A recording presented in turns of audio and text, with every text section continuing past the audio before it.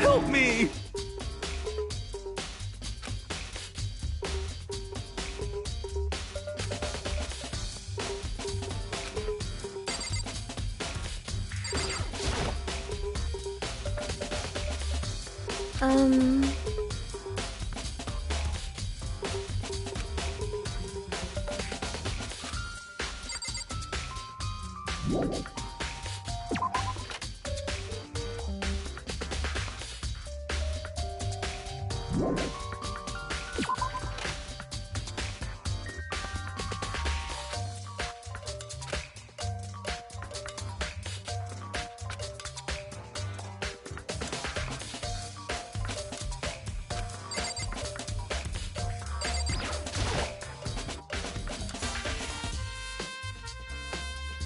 Hey!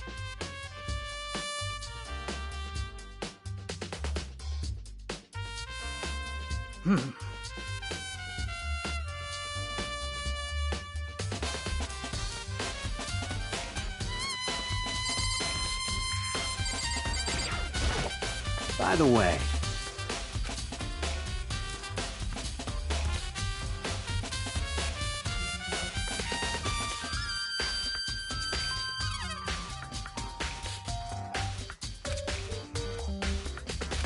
you son of a bitch! Shit.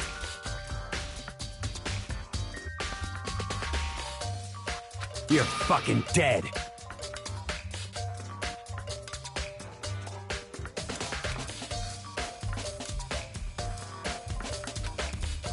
Yo.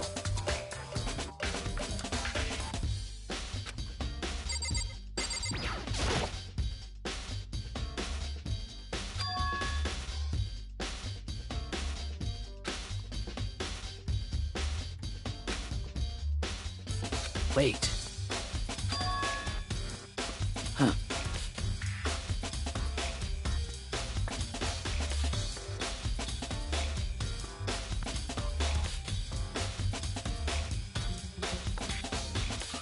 Well.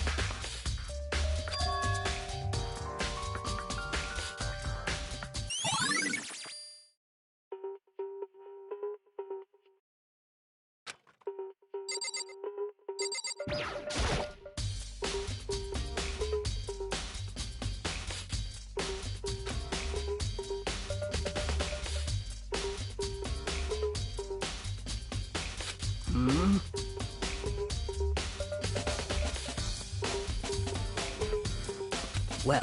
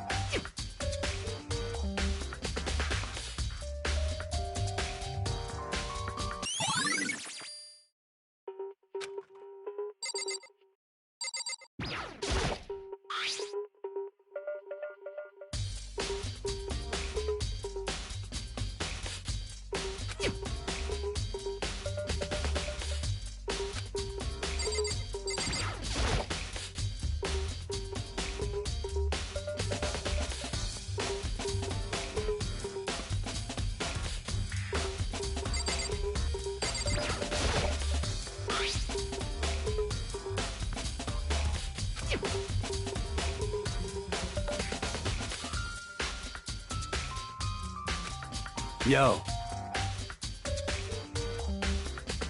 What? What?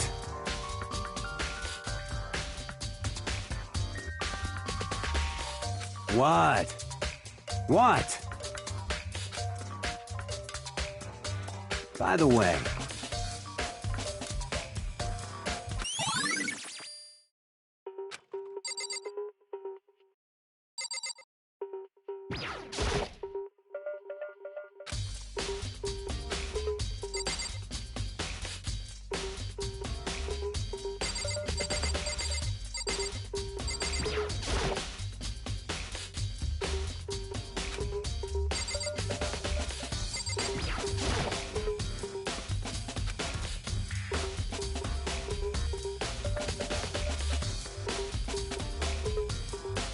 What are you doing? Isn't it obvious? No, not really. I'm searching. Searching?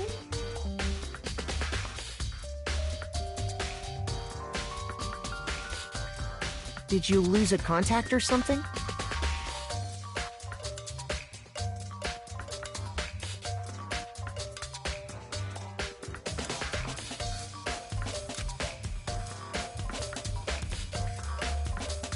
Listen.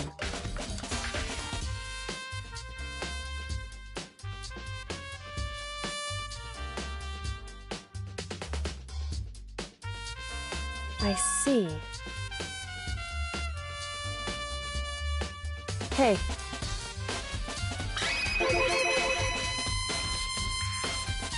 So...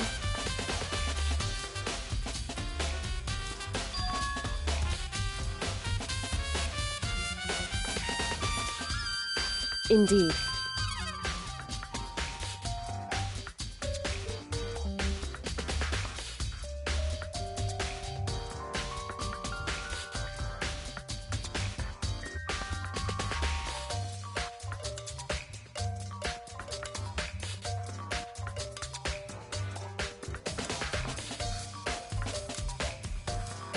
I see.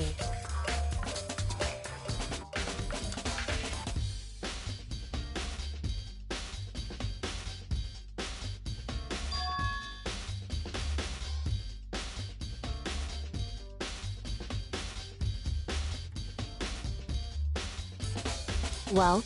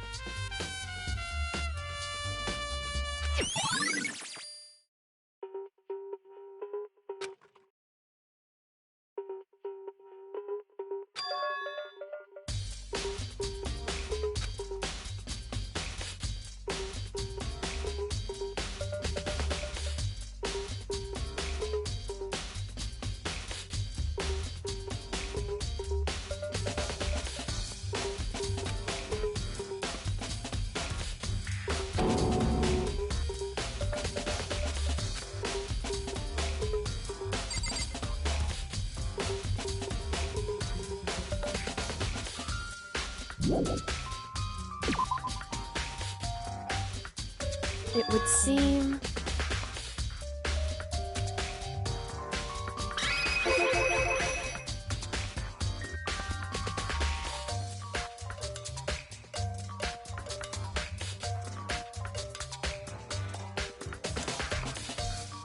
Right.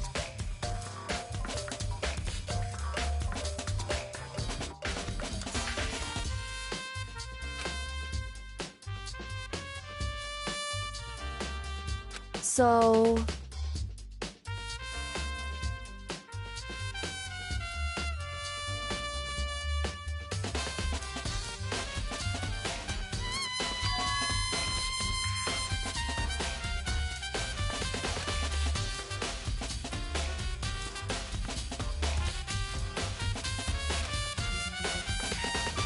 Well...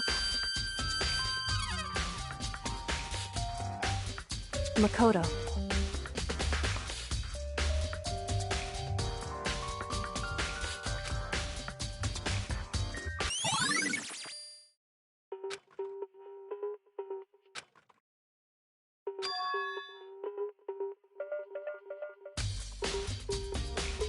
Makoto.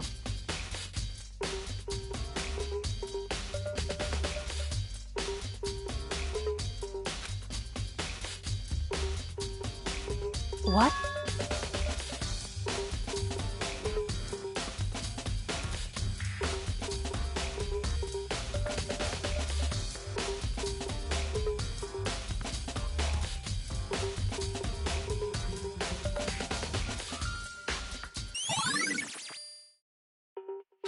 Correct.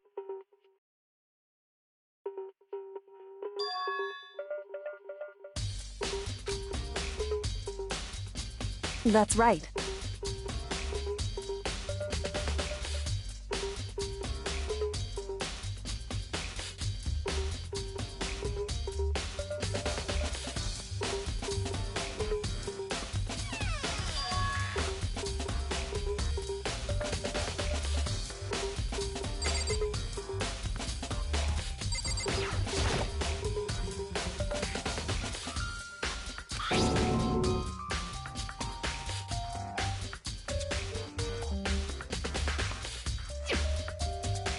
It would seem...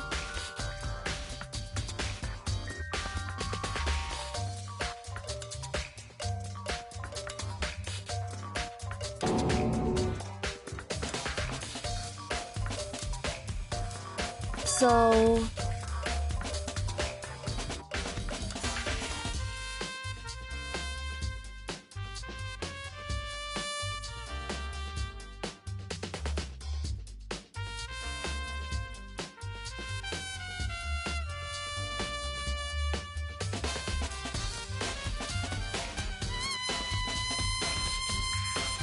Just a second.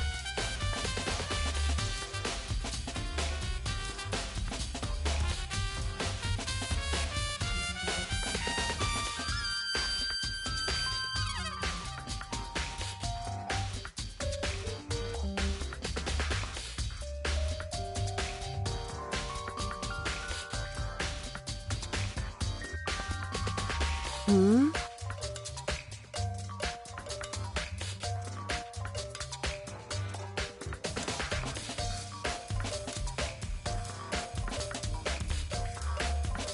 I see.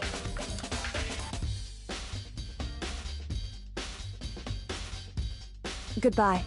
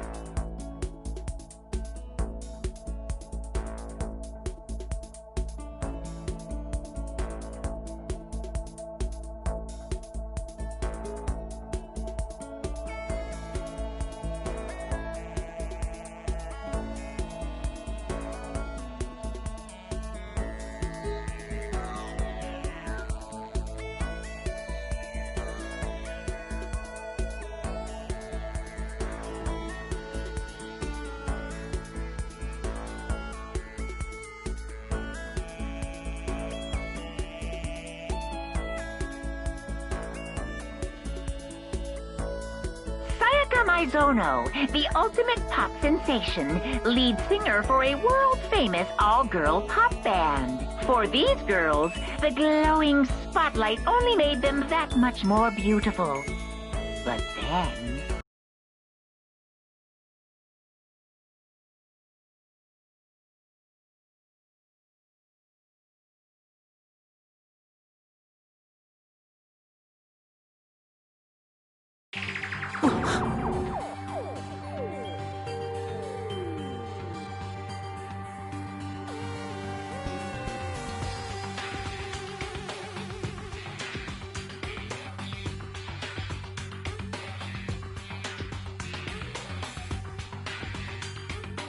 This ultra-successful team suddenly fell apart. None of them will ever perform on stage again. None of them will ever feel the warmth of the spotlight. For Sayaka, there's simply nowhere for her to return to. So here's the billion-dollar question. What, oh what, could have caused the group to go to pieces?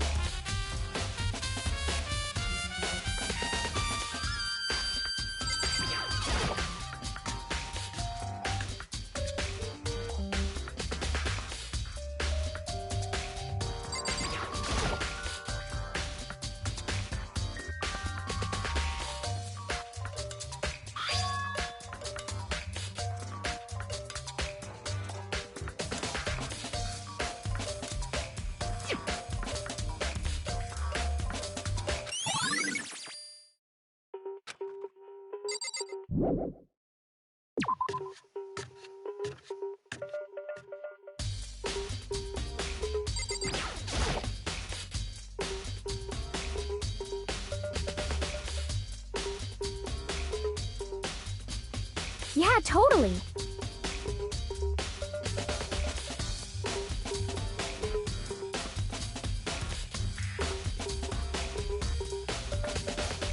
That's right.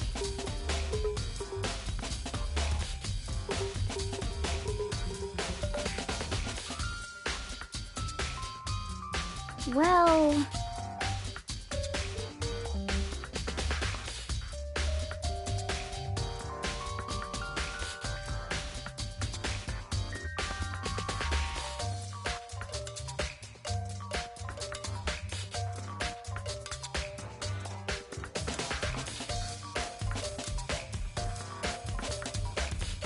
Um...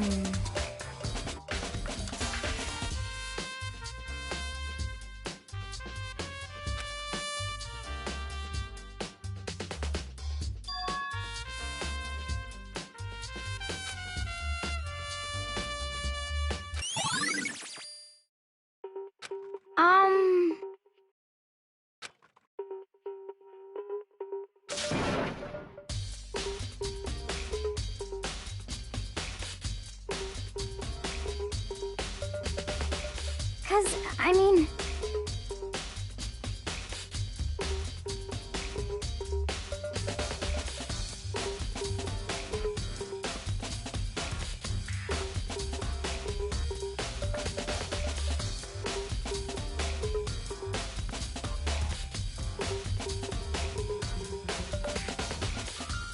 Aw.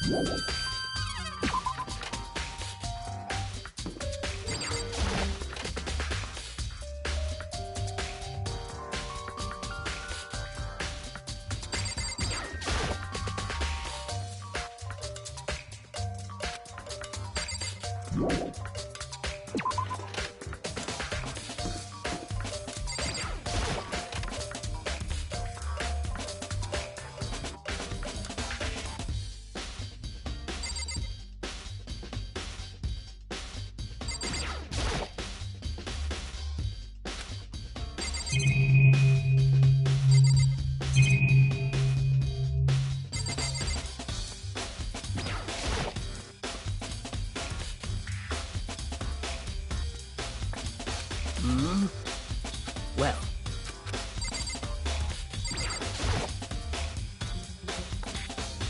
Hey.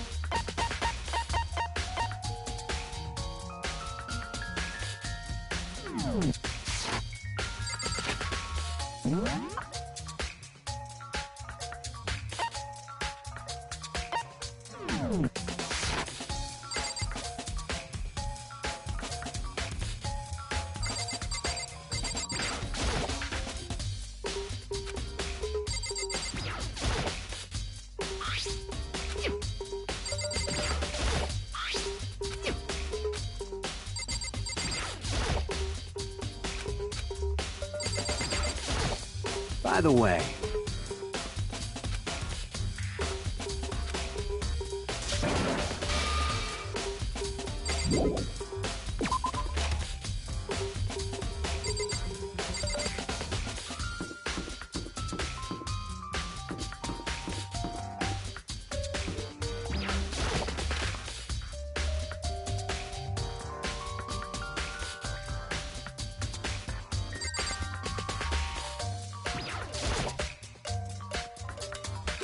Monokuma appears!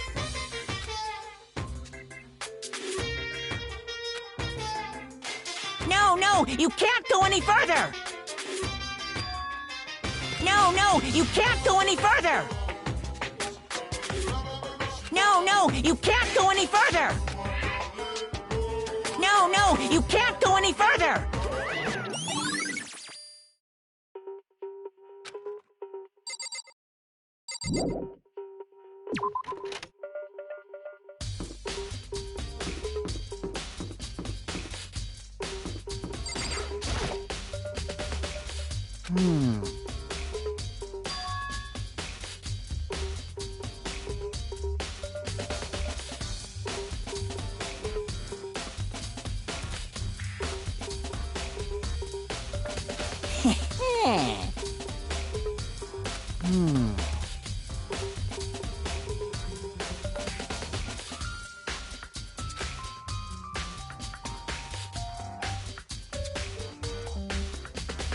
Here we go!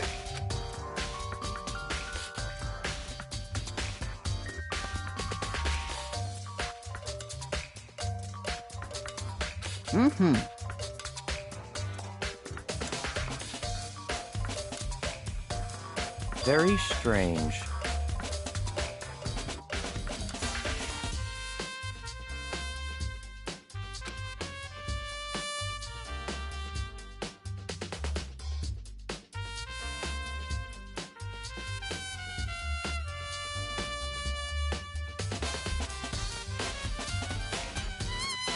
So, in other words,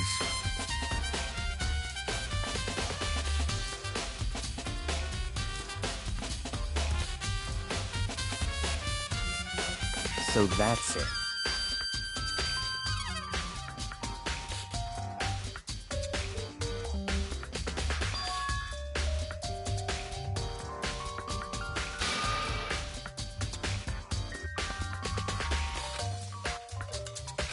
Hey, listen!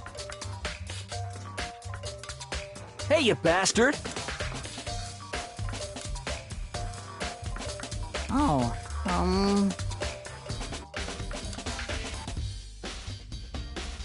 You... Is it, like... there's no way to think about this in a common sense kind of way. You know what I mean?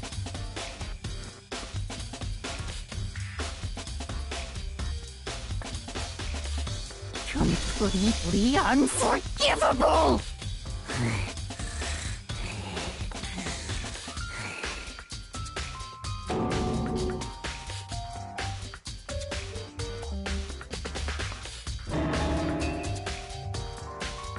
Give me a break.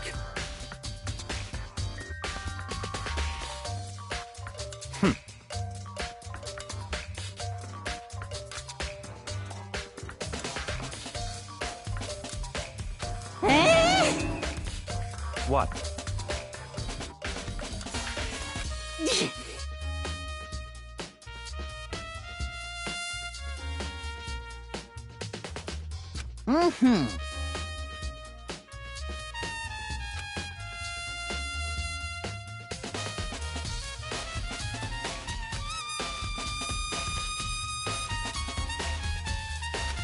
You got it!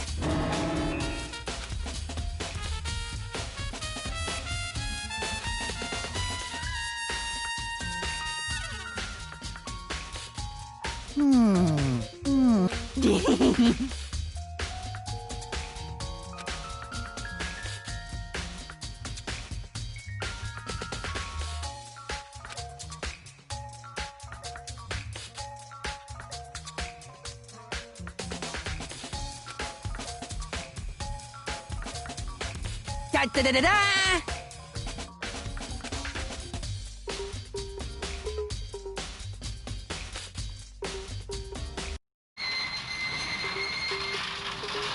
Mr. Naegi! Without a doubt!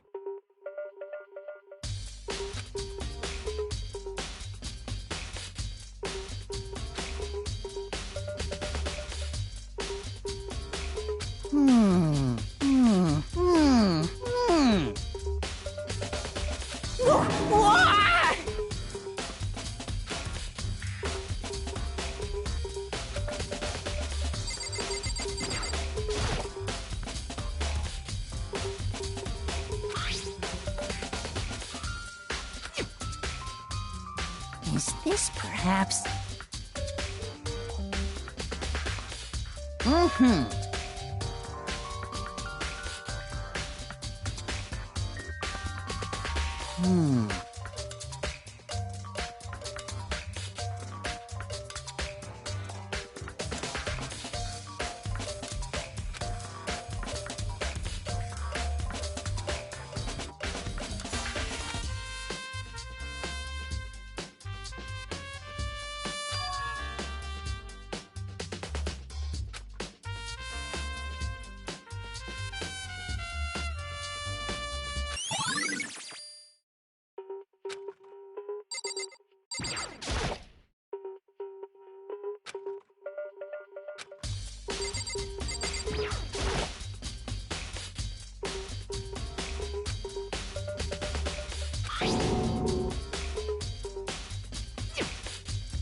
Mm-hmm. Yes, indeed.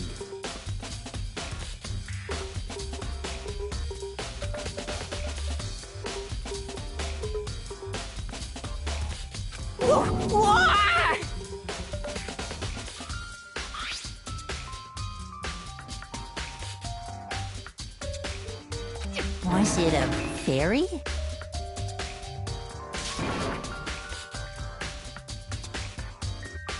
Huh?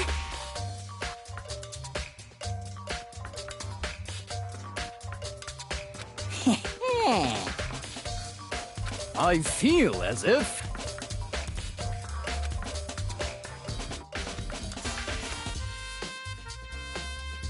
Most suspicious.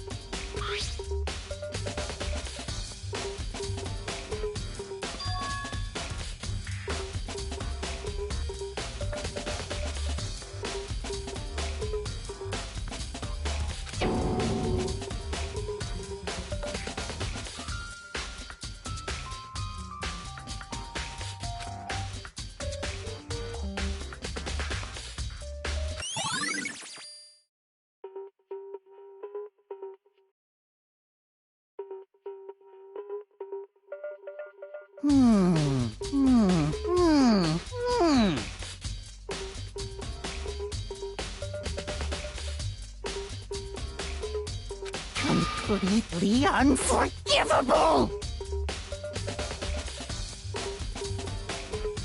That's it! I'm sure of it!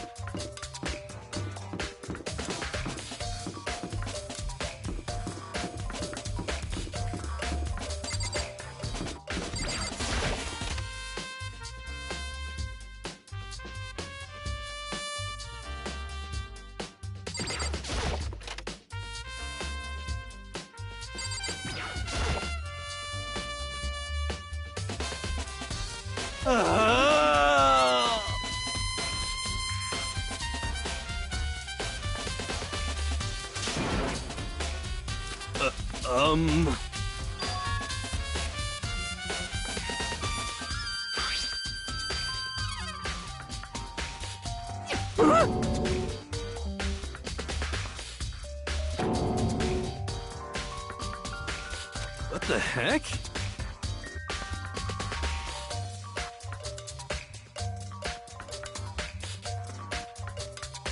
What?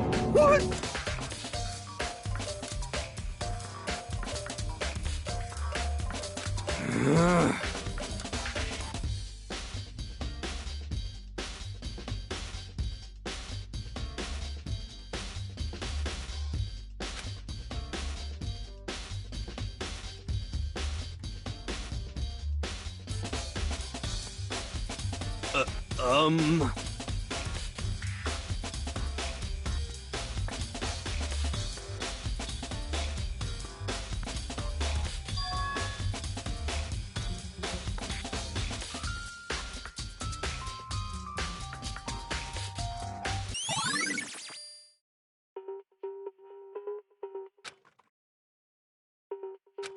Um...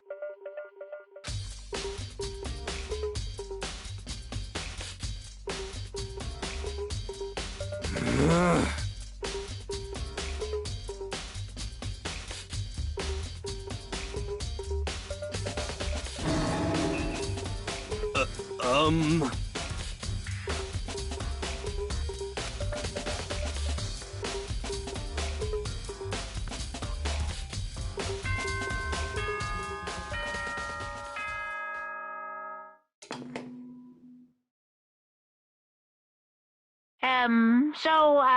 I'm getting tired of waiting. What say we just get started, It's time for the long-awaited class trial!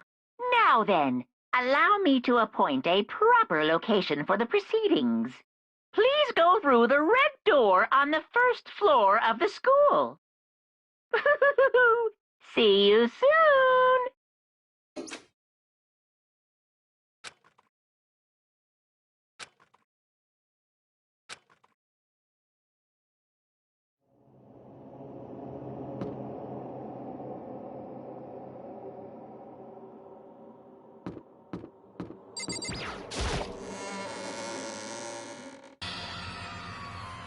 You!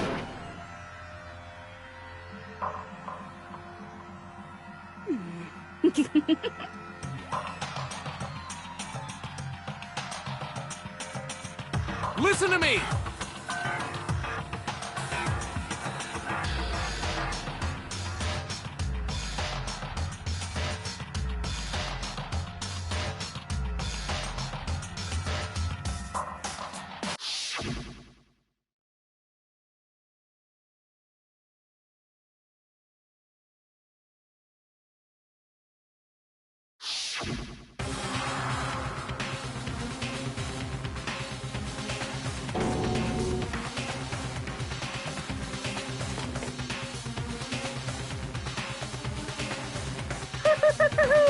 Is everyone here?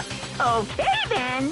Please board the elevator in front of you, which will transport you to the courtroom, where all your fates will be decided. I'll meet you all down there. I'll be waiting.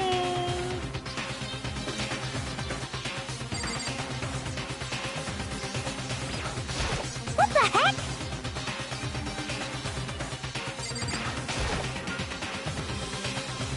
Well then. Yes, indeed. Hey.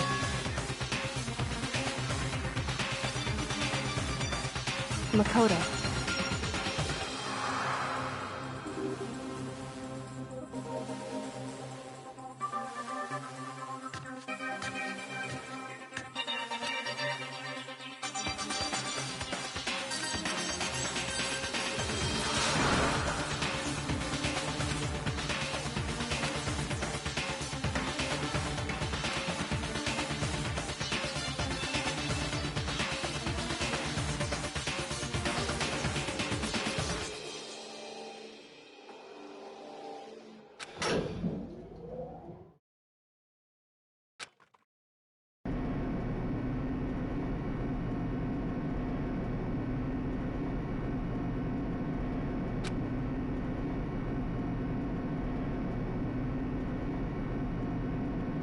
Oh!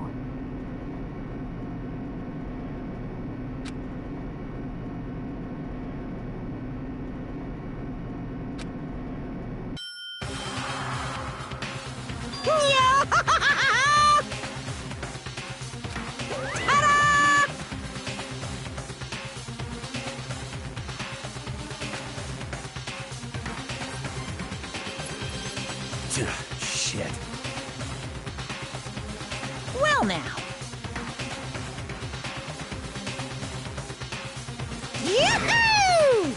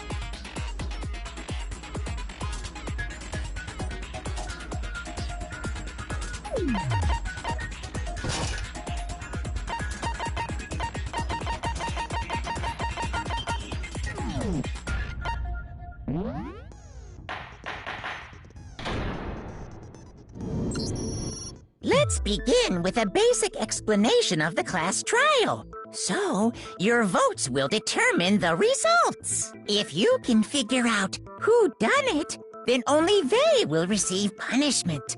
But if you pick the wrong one, then I'll punish everyone besides the blackened, and the one that deceived everyone else will graduate. And the killer really is one of us, right? Of course! Okay then. Everyone, close your eyes. And whoever did it, raise your hand. Don't be a goddamn idiot.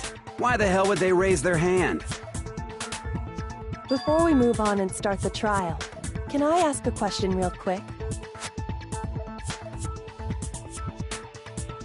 What's going on with those pictures?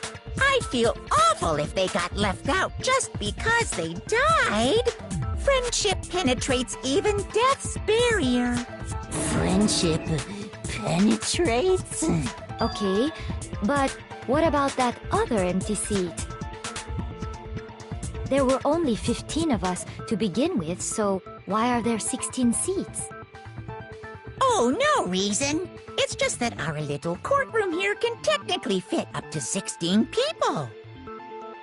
Okay, that about does it for the preamble. Get ready to get started. First up is the case summary. Now, let the class trial begin.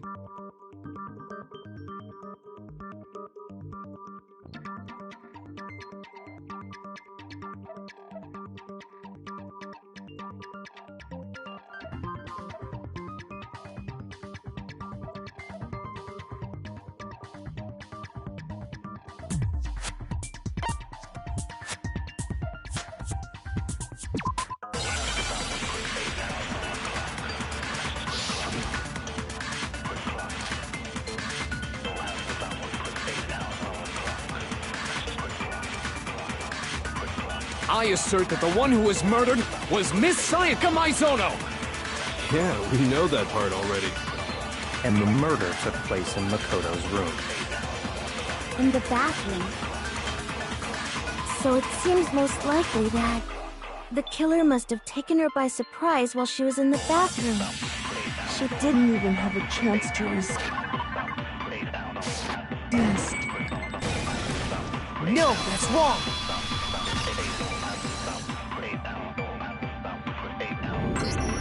Just a second, Chihiro. Try to remember how my room looked.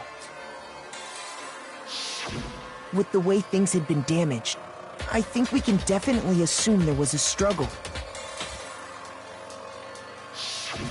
A struggle? Between who and who? Between Sayaka and the killer, of course. So you're saying Sayaka wasn't caught by surprise in the bathroom?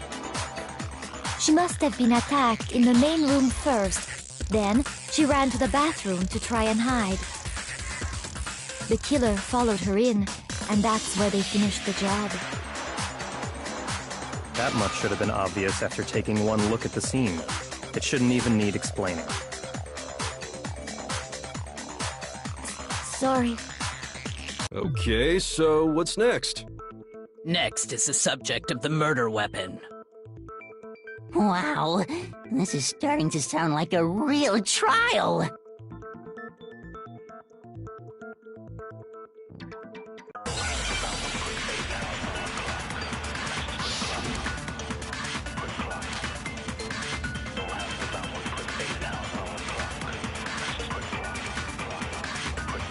So what was used to kill her? There was some kind of sharp object thrust into her stomach. Without a doubt, that is the murder weapon. So the killer used some random knife they had on him. No, that's wrong.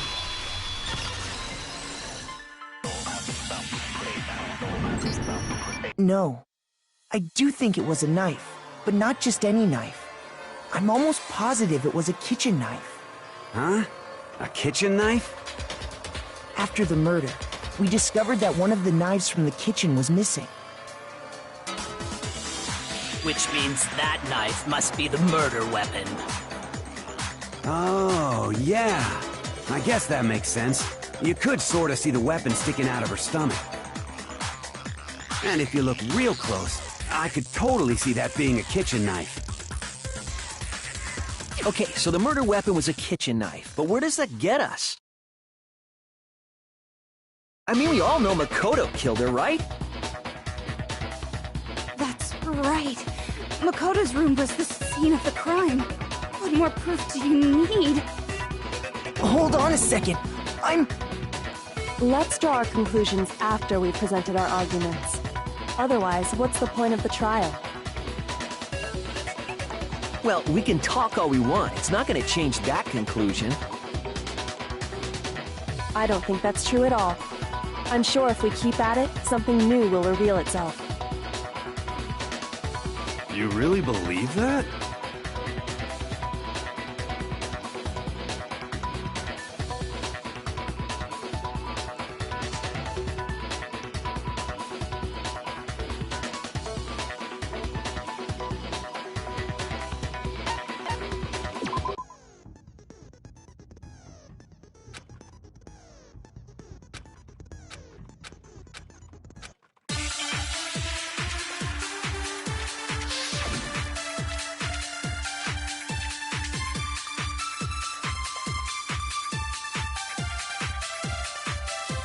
So I guess there's no question that the kitchen knife was the murder weapon.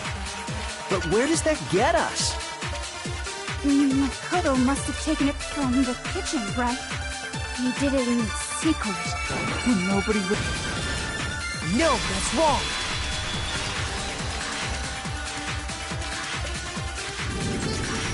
Okay, wait. Hold on. I didn't take the knife from the kitchen.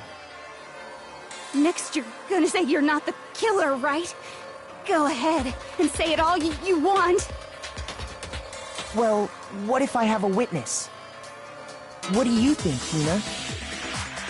Huh? Remember what you were telling me earlier?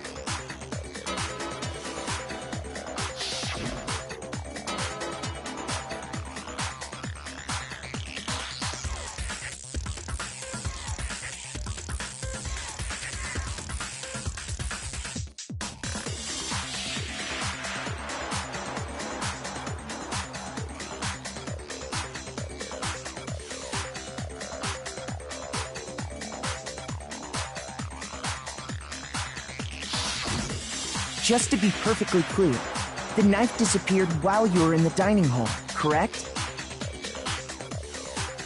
Yeah, that's right. And at any point while you were there, did you ever see me come into the dining hall? No, I don't think so. You don't think so? No, he definitely wasn't there. The knife disappeared while Hina was in the dining hall, but I wasn't there the entire time.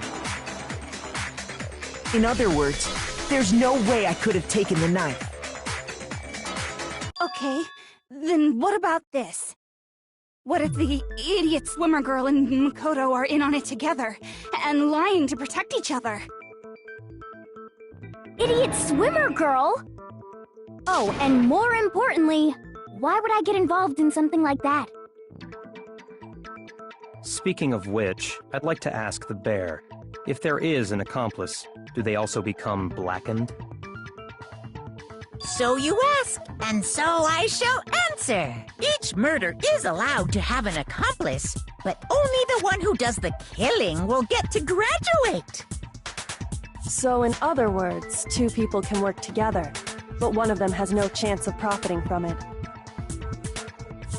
then there's no way anyone would work together, right? But what if they did work together, and they just didn't know about the rule? Good grief! Enough already! No, okay? There are no accomplices in this case! Oops! Did I say that out loud? Anyway, I didn't go to the dining hall, and I didn't take the knife. So I'm not the killer. Okay, so then, who did take the knife? Hina seems the obvious candidate. After all, she just said she was in the dining hall. No way! I swear it wasn't me! Sure, but can you or anyone else prove that? I can. That's right! Sakura was with me the entire time I was drinking my tea. I hate to have to ask, but just to be sure, Sakura's... Me. Right. But then, couldn't either one of them have grabbed the knife? Actually, no. Because, well... Just spit it out already. I stayed in Hina's room last night. I got so scared thanks to those creepy videos. I wasn't really thinking, I just asked her to stay over. Which means we have airtight alibis. You stayed over? Doesn't that violate one of the school regulations? We're not allowed to sleep anywhere but the dorms, but it doesn't say we have to stay in our assigned room. So, I don't think that's a problem. It is a problem! A boy and a girl spending the night together? It's unwholesome! But I'm a girl. You are? Oh my gosh, I'm so sorry! But if it wasn't either of you, then what other possibility is there? Actually, there is one other possibility. Right, Hina? Oh, yeah, that's true! One other person did come to the dining hall while we were there. Why didn't you say so in the first place? Well, because... they're not here anymore.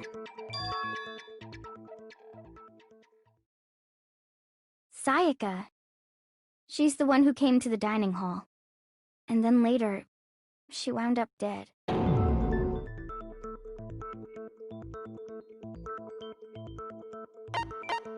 I got it! Then, Sayaka is the one who took the knife? That's the only possibility. And thinking back on it, she was acting kind of unusual. When she came into the dining hall, she didn't even look at us. She just went straight to the kitchen. As she left, she said she just wanted a drink of water. But most likely... then the person who took the knife was the victim herself! I'm sure she just took it for self-defense. So you're saying the knife she took was then taken from her, and she was killed with it? In that case, you may not have taken the knife, but you still could have killed her. What? See? He did do it after all! No, you're wrong! So, that's how you would twist the argument and send us all off in the wrong direction? You possess a most terrifying talent.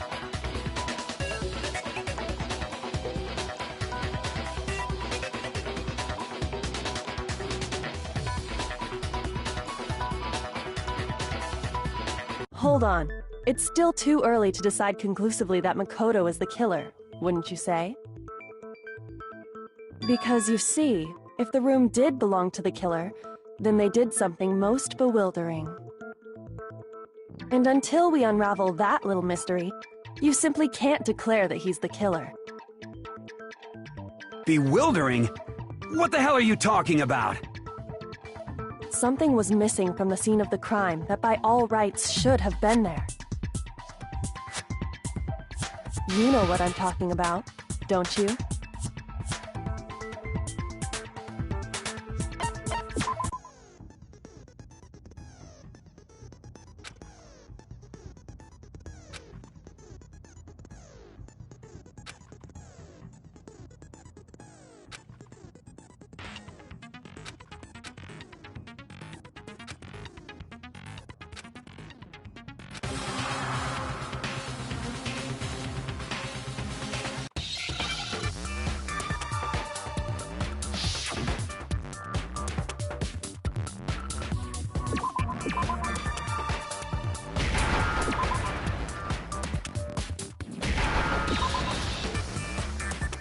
Now I understand!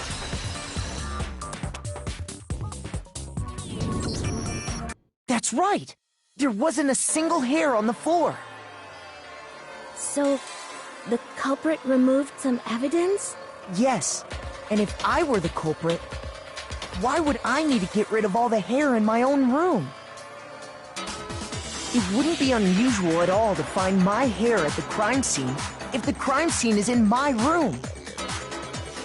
The reason all the hair was gone was to remove any trace that Sayaka had ever been there. That makes sense, does it not? No. If that were the case, they would have had to do something about the body itself, not just her hair. Yes, very true, very true. Okay, then why wasn't there any hair on the ground? The killer got rid of it all, of course, to remove any trace that they had ever been there. Wait, then that means... Precisely. It's simply beyond reason to believe that the room's owner and the killer are one and the same. Then, Makoto isn't the culprit? Are you sure we can decide something so important based solely on the absence of some hair? No. There are other reasons that prove why Makoto couldn't have done it. I would like to hear these reasons. Do you remember anything remarkable about the bathroom at the scene? Sayaka was attacked in the main room first, then fled into the bathroom, right? Yeah, then they ran after her, got into the bathroom, and stabbed her. And how did the killer get into the bathroom? Did they have any trouble with it? What do you mean? It's fairly certain that the killer had some trouble getting into the bathroom. There was clear evidence left behind. Do you remember, Makoto?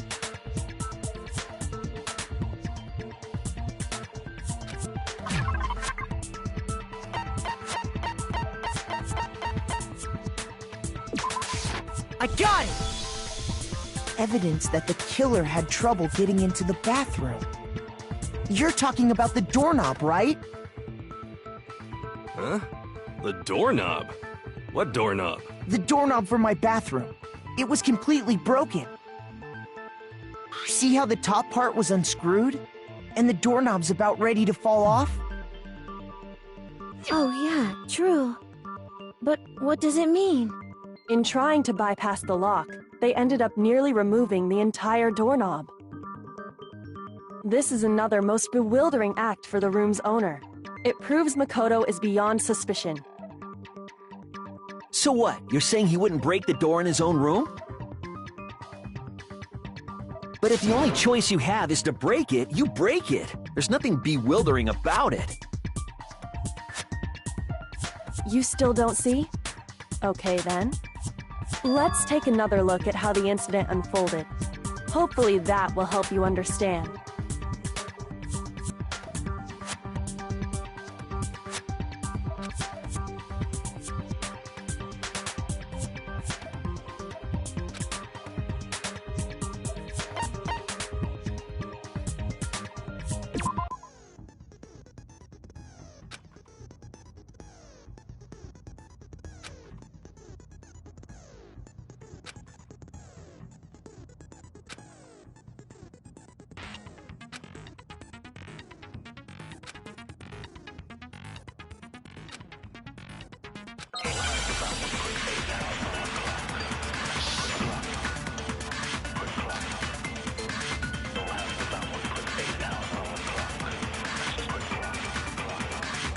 The incident took place in Makoto's room.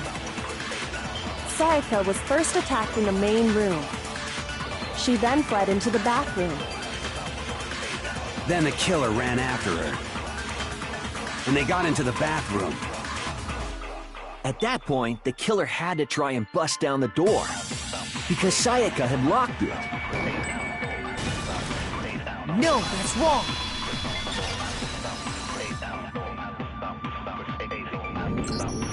The reason my bathroom didn't open wasn't because it was locked. After all, The girls' rooms are the only ones with locking bathrooms, right? Yes, now that you mention it, that is true. Then why didn't your bathroom door open? Because it was stuck. Huh? What are you talking about? My bathroom door doesn't fit in the frame quite right. Monokuma over there can testify to that. Yup, true as true can be. But you know, you're supposed to be the ultimate lucky student, right? But to have such a cruddy door... That's not lucky at all! So the reason the door didn't open was just because it was stuck. But the killer didn't know that and assumed it was locked. So they tore apart the doorknob to get in. Okay, but then why would the killer even think the door was locked in the first place? Everyone should have known you can't lock any of the boys' bathrooms. The killer could easily make that mistake, thanks to one important detail about the scene of the crime.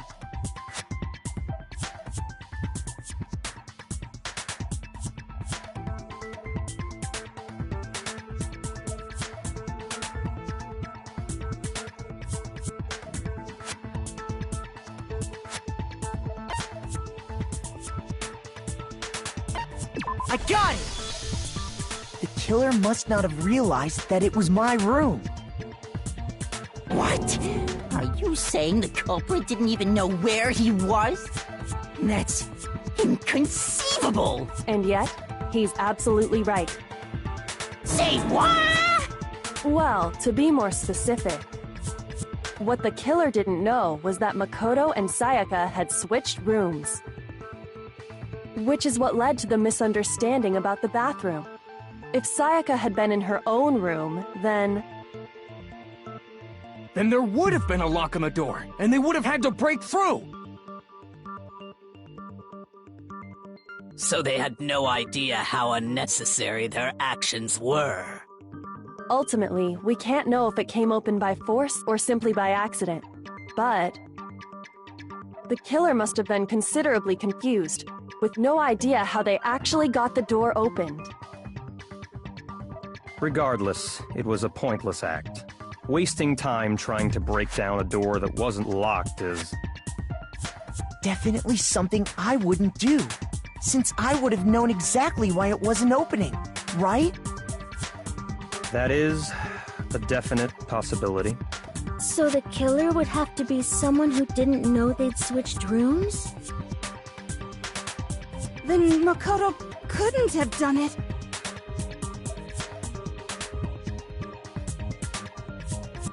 Okay, then who did do it? I'm sorry, but I give up! Quit without saving! But what happens if we can't decide on who we think did it? Well then, why don't we just vote right now? Majority rules! Majority rules? You really think that's a good idea? Yeah, our necks are on the line here. Someone seriously needs to do something. For serious. Does no one have any other thoughts or questions? It does not matter how trivial they may seem. Oh, as a matter of fact, I do have one question. Oh, you... You don't gotta sound so disappointed. It's fine, it's fine. Just ask your question. Oh yeah. Okay, so, well, I was just wondering, how did the culprit get into Makoto's room in the first place? Yes. How did the killer get inside? Maybe Sayaka just dropped the key somewhere and the culprit picked it up. That's possible, right? I don't think so. That seems way too convenient. Then maybe someone picked the lock? Negative! If you remember, Monokuma made it quite clear that the locks are all unpickable. Fine. How about this? The killer got in the easy way. They could have knocked and said they wanted to talk or something, and Miss Maizono just let him in. No, that can't be it either. Oh, Trying to argue against me? Sounds like someone doesn't know his place. Hello? Why exactly can't that be it?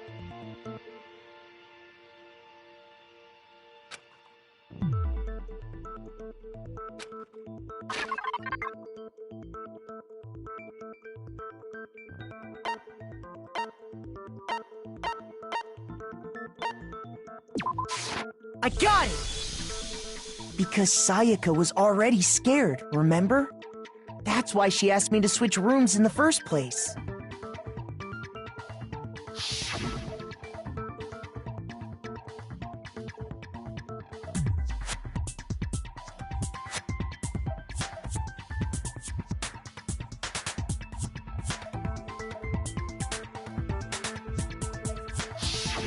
Knowing what she'd been through, I just can't believe she would have opened the door for anyone. What if her being scared was a lie? Huh? Well, what the hell is that supposed to mean? Why would she lie about something like that? I know you don't want to consider it, but look at this and tell me. Can you still deny the possibility?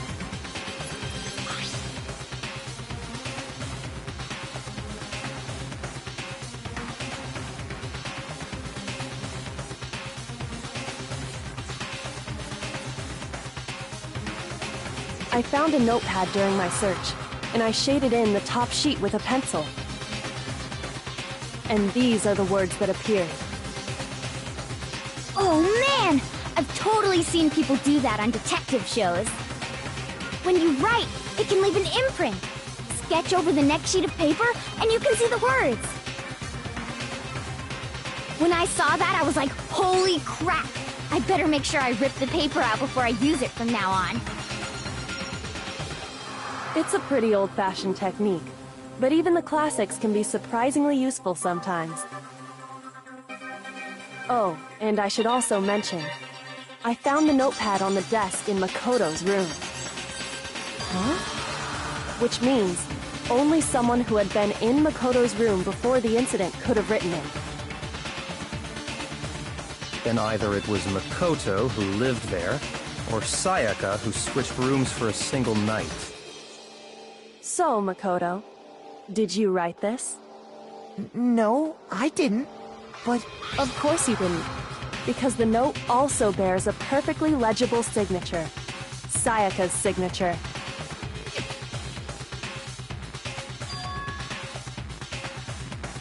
But why?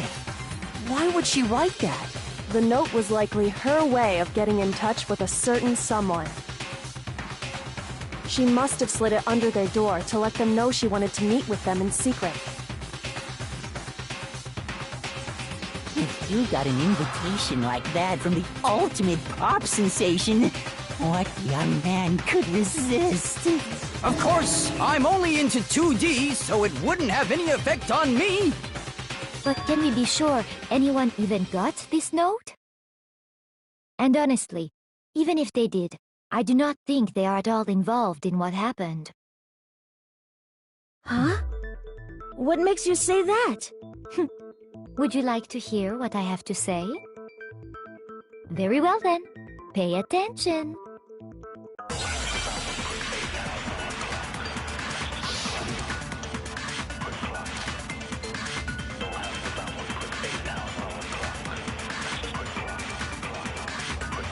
Sayaka and Makoto switched rooms, correct? But in the note, the place they were asked to come to, it specifically says, my room. I see. So if someone read that note, then they would have gone to Sayaka's room. Exactly. The room that Makoto was staying in. No, that's wrong.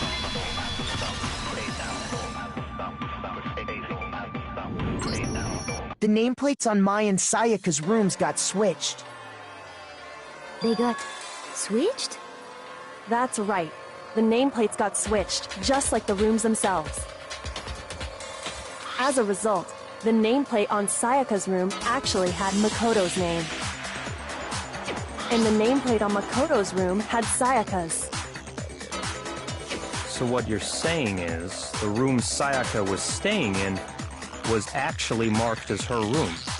Then, if someone did do what the note said, they would end up at Makoto's room where Sayaka was. Plus, their rooms are right next to each other, so switching the nameplates would be no problem. And the one who switched the names was... Well, of course it wasn't you, right, Makoto? Right? Okay, then who did it?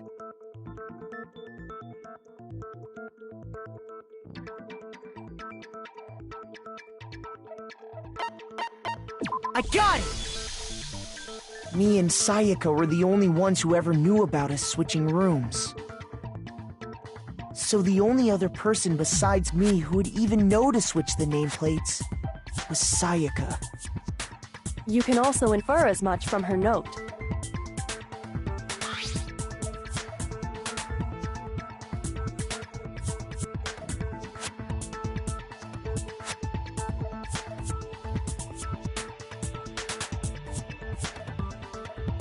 She specifically tells the reader to check the nameplate. She would only have written that if she knew the nameplates had been switched. But why would she switch them in the first place? She wanted someone to come to the room she was in, and also hide the fact that it was Makoto's room. What? Inviting someone to your room, but not telling them you'd switched rooms. Why would anyone do that?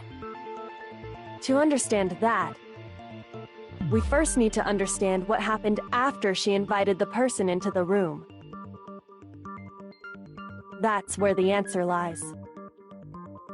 What happened then was probably whoever she invited over came in and attacked her. We figured it out! We know who did it! Whoever she invited over is the culprit! But we still don't know who it is, you goddamn idiot! Sayaka fought with her killer there in the room, yes?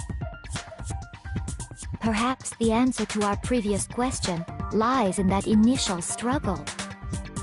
Yes, I think you're right. Then... we just have to figure out what happened during the fight, right? That reminds me. There was a replica sword at the murder scene. Was that perhaps used during the fight? Oh yeah. What's the deal with that sword? Sayaka suggested I should hold on to it. I thought it might come in handy if I had to defend myself. It seems pretty likely that the killer used it to break Sayaka's right wrist. How the hell could you possibly know that's what broke her wrist?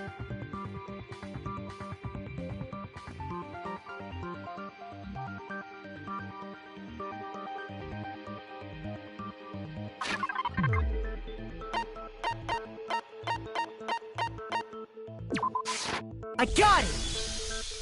All you have to do is take a good look at her broken wrist, and it should become pretty clear. Right there where her wrist is all swollen, there's something glittery there. See? Is that gold? It sure is. Specifically, the gold coating from the replica sword. You barely have to touch that stuff, and it'll stick right to you. And there's some on her wrist because... I got it! Because she got hit with the sword, right there on her wrist! I see. And so the truth draws ever closer. Alright, then it's about time to solve this mystery.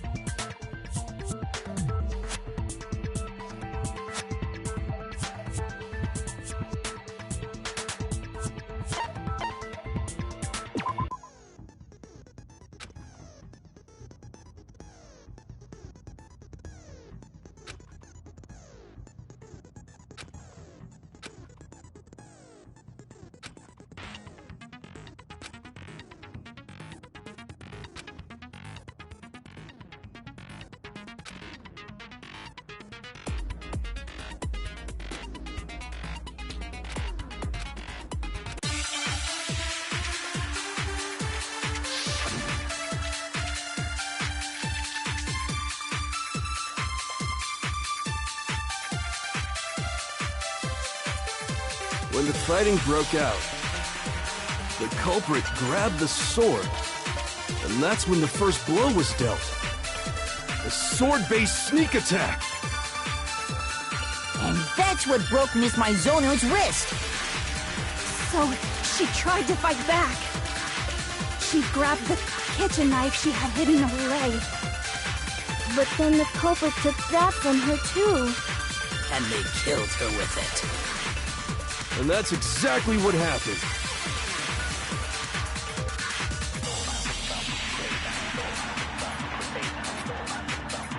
When the fighting broke out, the culprit grabbed the sword, and that's when the first blow was dealt. The sword-based sneak attack! No, that's wrong!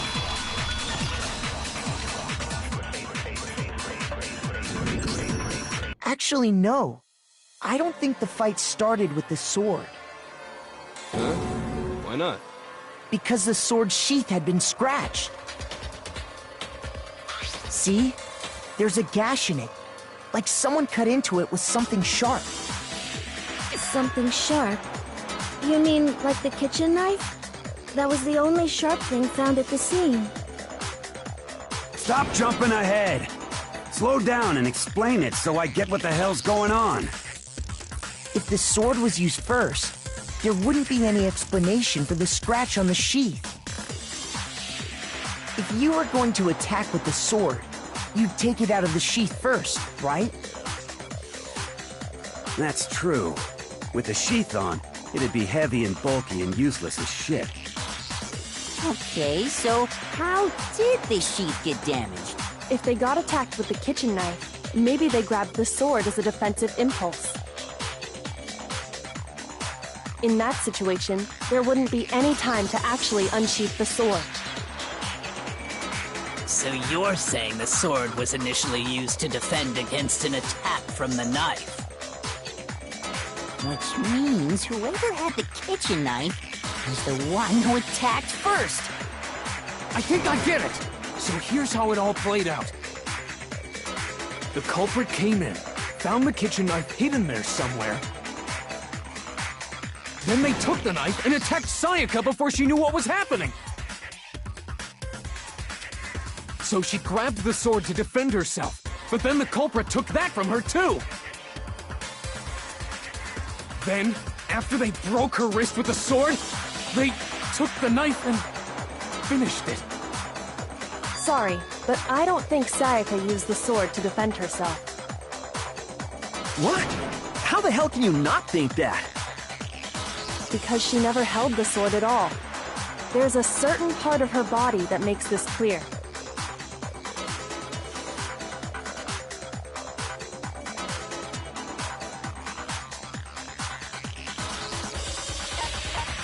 I got it! You're talking about her palms, right? The palms of her hands were perfectly clean, so I don't think she ever picked up the sword. How can you know that just by looking at her palms? Like I said before, the gold coating on that sword comes right off. All you have to do is touch it. In fact, if you look, you'll notice that a lot of the gold has already come off the handle. It's safe to assume that's because whoever used the sword got some of it on their hands. There's really no way she could have picked it up and come away completely clean. Maybe she washed her hands after she escaped into the bathroom. Sorry, but I don't think so. Why do you say that?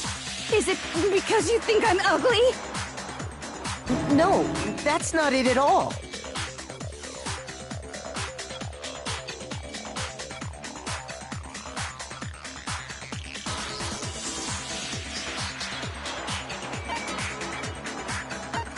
I got it! According to the Monokuma file, Sayaka's time of death was around 1:30 a.m.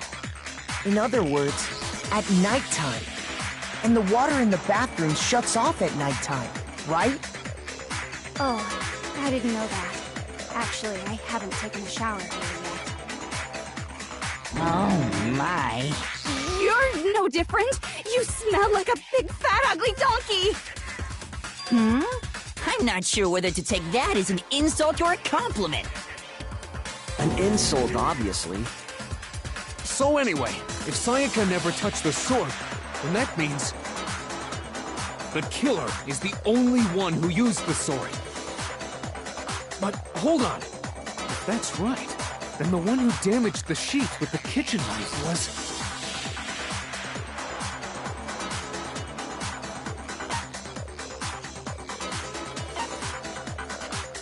I got it!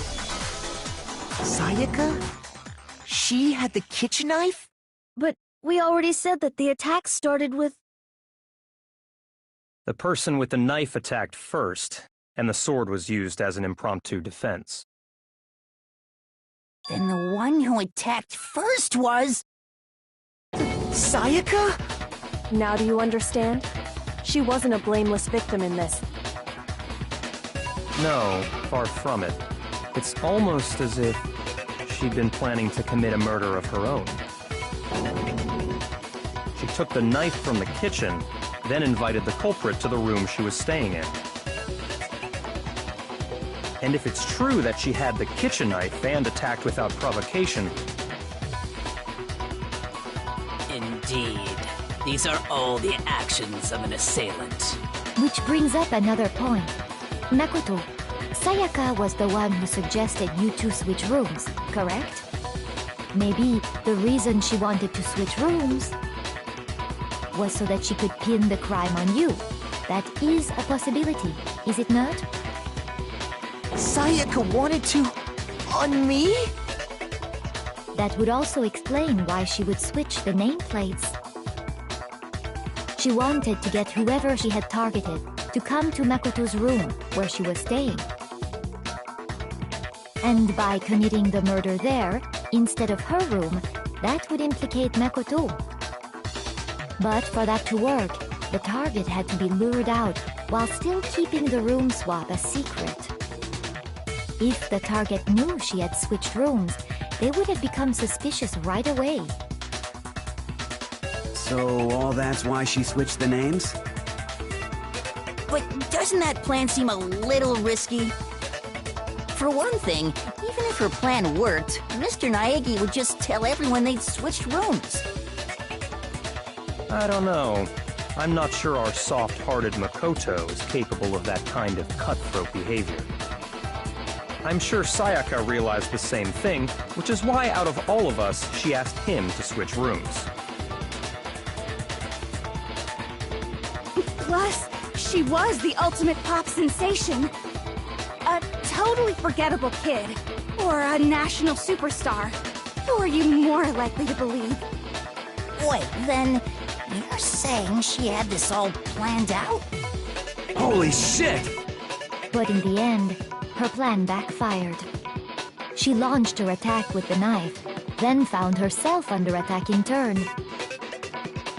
That must be when her wrist got broken, and she was forced to drop the knife. The tables were suddenly turned on her, and she died at the hands of the one she'd planned to murder. Just hold on! That can't be true! Because... Hey! You guys have totally derailed the argument! You're being super boring right now. Come on, hurry up and decide who did it! Wouldn't it be awful if I had to punish you all just because you ran out of time? Oh yeah, we gotta decide who we think did it. Makoto, right now you just need to concentrate on figuring out the answer to this mystery. If we can't uncover who murdered Sayaka, it's over for all of us.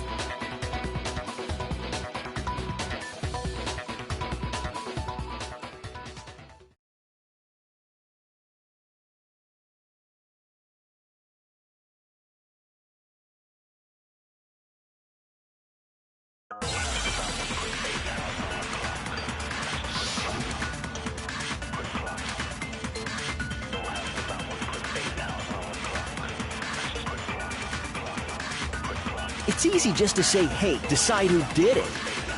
But there just aren't any more clues, right?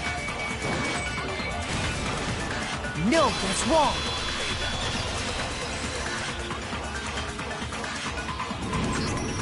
There still might be one clue left. Sayaka's dying message. Dining? Wait, what did you say? The dying message. She wrote something on the wall behind her, remember? 11037. Written in her own blood. There must be a clue about the killer hidden in there. Well, before we get too far into that, I need to ask, can we really be sure that Sayaka is the one who wrote it?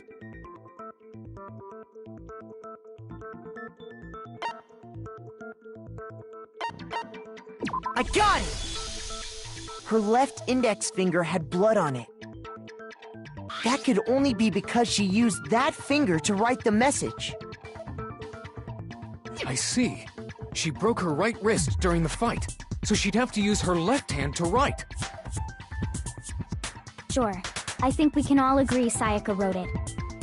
But still, what the heck do those numbers mean? 11037? Hey, Chihiro. You're a computer nerd or whatever, right? You should know all about numbers and shit. No, that's not... Yes, I'm a programmer, but I don't see any kind of meaning in these numbers. Of course. It's because they're not numbers. Oh, yeah, it looks like... Huh? What? What?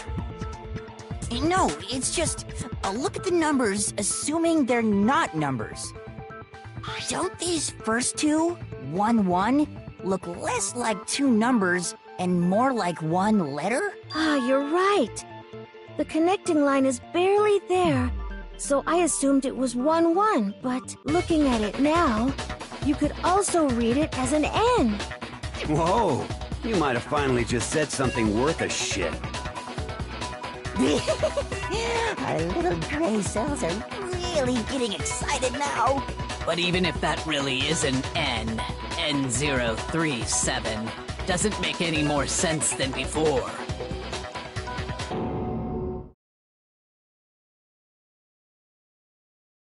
Rotate the image 180 degrees.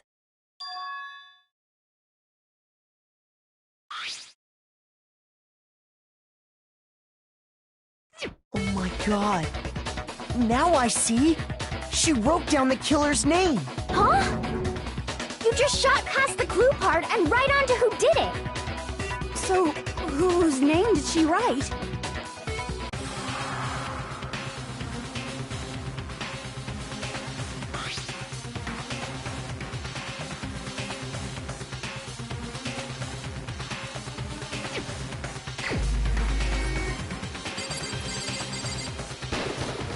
Here's my answer. The key to solving this mystery was simply to rotate the writing 180 degrees. If you turn the message around, it becomes the letters L-E-O-N. L-E-O-N. Or more accurately, Leon. What the hell are you talking about? It's just a coincidence. It's just a bunch of random squiggles that happen to look like my name. No, it's not random at all. She wrote that message on the wall behind her as she was leaning up against it. In that position, she couldn't move to write normally, and had to write upside down, as it were. And as a result, when you look at it standing in front of her, it ends up getting flipped. Try it for yourself if you want. Write something sitting like her, and the letters will be inverted. That sounds like one hell of a stretch to me. I'm the killer? You can't just go and say shit like that. If you're not the killer, then why did you try to destroy the evidence? Huh? You know what I'm talking about, right, Makoto? The evidence Leon tried to get rid of?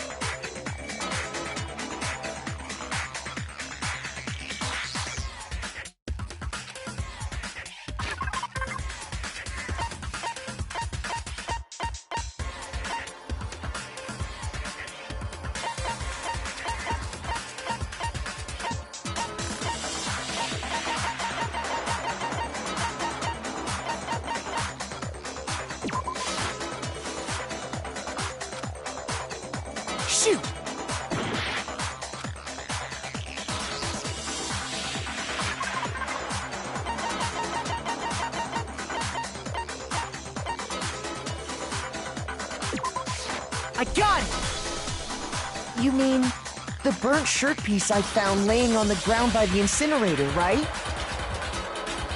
As the killer stabbed Sayaka, they must have gotten some of her blood on them. And to dispose of the shirt covered in the victim's blood, they threw it into the incinerator. But one piece burned off and got left behind. And the killer didn't notice. If they had, they most certainly would have panicked. Isn't that right, Leon? But is one scrap of fabric enough to conclude that Leon is guilty? Yeah, I mean, Leon's not the only one wearing a white button-up. That's right! There are plenty of other people here with shirts like mine. With just that one little charred piece, there's no way you can say for sure who it belongs to. You're right. That alone isn't enough. But there are some other points that may reveal the truth. Are you finally starting to understand? The answers to all the riddles are right here. Yeah, I think so.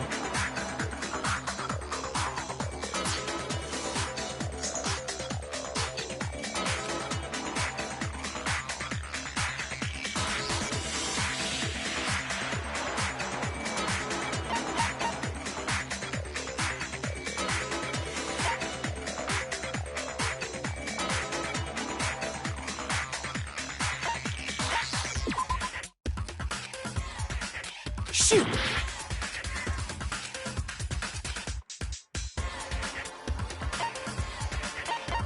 I got it! If we look closely at how the shirt was disposed of, we should be able to figure out who the killer is. Oh yeah, that's a good point. I think I know what you're gonna say. You can't reach the incinerator without opening the gate in front of the trash room, right? And obviously, you wouldn't be able to hit the switch to turn it on, either. You need the key to get in, and the one with the key was the person on cleaning duty. So the killer had to be whoever was in charge of taking care of the trash, right? Interesting.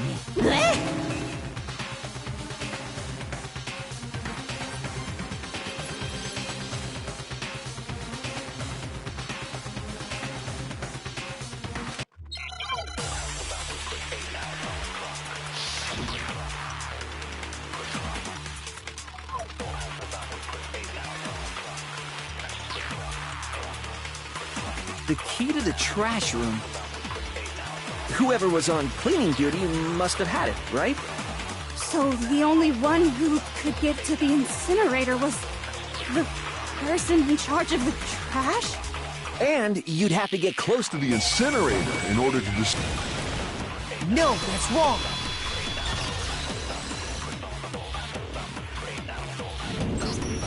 Hold on.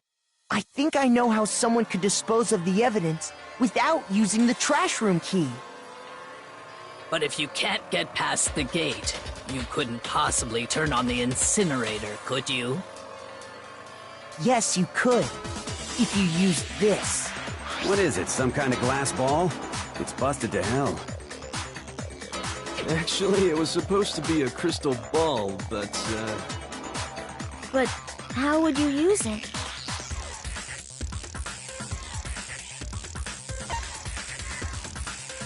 I got it! The killer simply took aim at the incinerator switch and threw the ball through a gap in the gate. All they had to do was hit that switch, and the incinerator would come to life. Someone through a gap in the gate? Remember what you said before, Hifumi?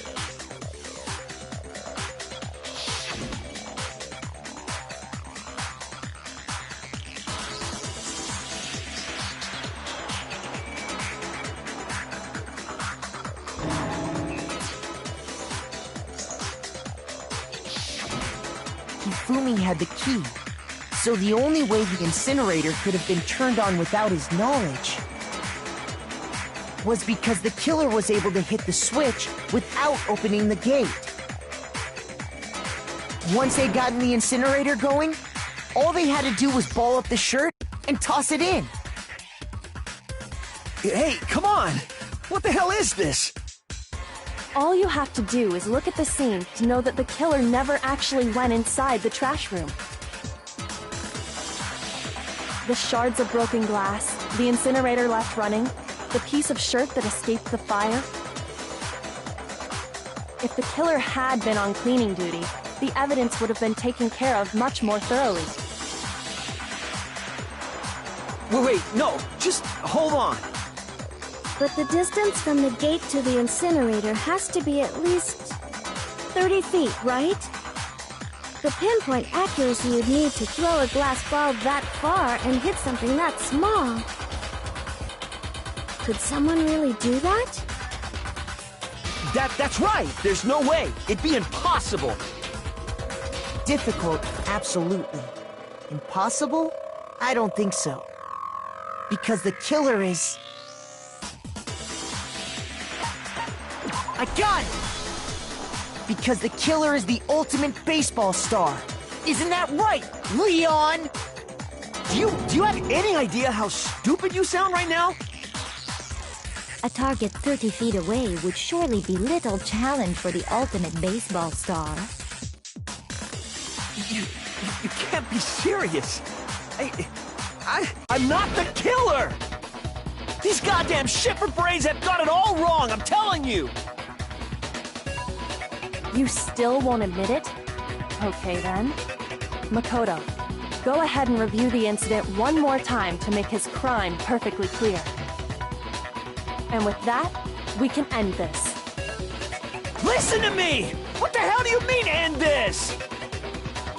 Say what you want, Leon, but all the questions have been answered, and the truth has been revealed. Now here's what happened.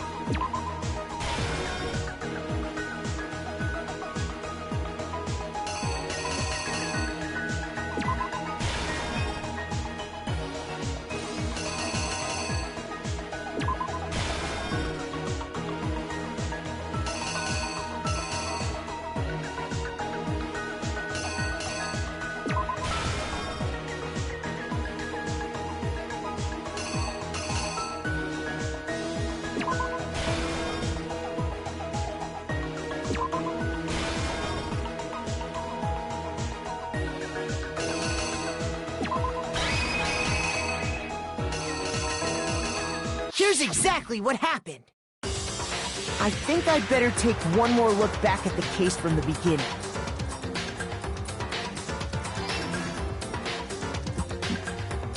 Last night, the killer went to the room Sayaka was in.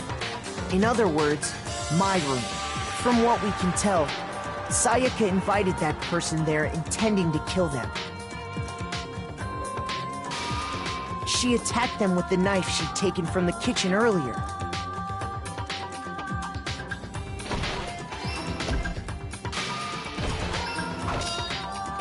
But then something happened that she wasn't prepared for. They grabbed the fake sword I'd put in my room and fought back. During the struggle, a strike from the sword broke Sayaka's right wrist. And that's when she lost her grip on the kitchen knife. Finding herself cornered, Sayaka panicked and ran into the bathroom. The killer went after her, but couldn't get the bathroom door open. What they didn't know was that my bathroom door got stuck easily, and there was a trick to opening it. Sayaka knew about that because I told her, but of course the killer had no way of knowing.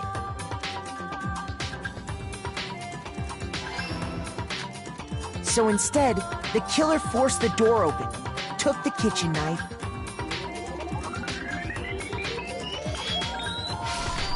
and stabbed Sayaka.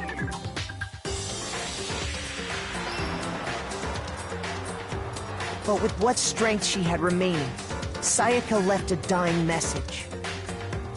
To keep the killer from noticing, she wrote it on the wall behind her.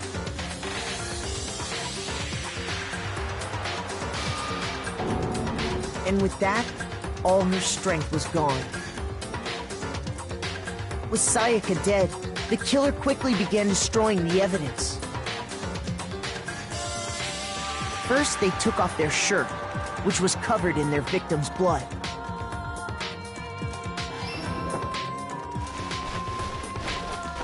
Then they took the lint roller in my room and cleaned up the entire area. They wanted to make sure they got rid of any trace they'd ever been there.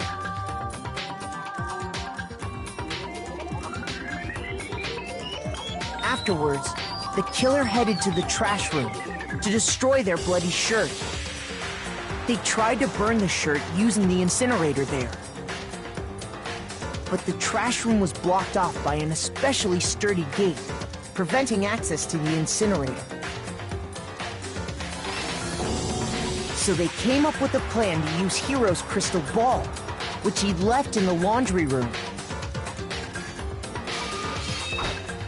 The killer managed to throw the ball through the gap in the gate and hit the incinerator switch. For any normal person, that'd be an impossible throw, but the killer had the confidence to take a shot. And that's because the killer was the ultimate baseball star. The crystal ball, thrown with absolute precision, hit the switch on the incinerator, which then quickly roared to life.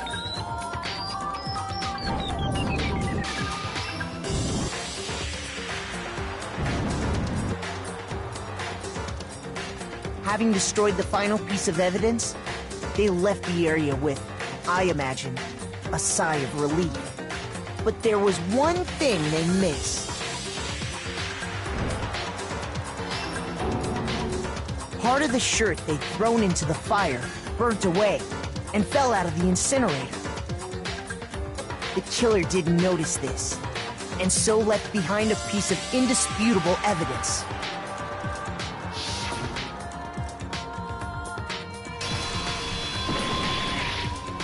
Isn't that right, Leon?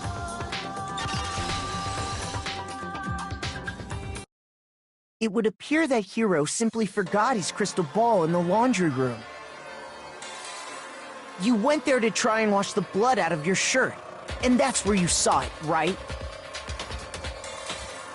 Seeing the ball, you thought of a way to take care of everything.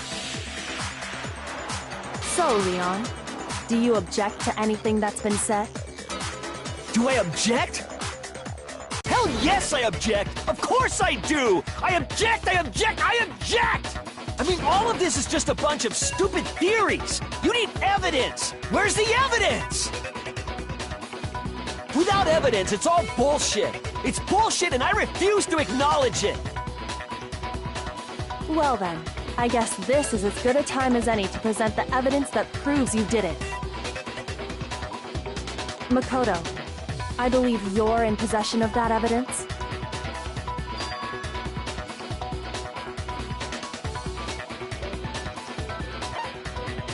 When the killer removed the screws from the doorknob, they didn't use anything from your room to do it. Instead, they must have used something that belonged to them.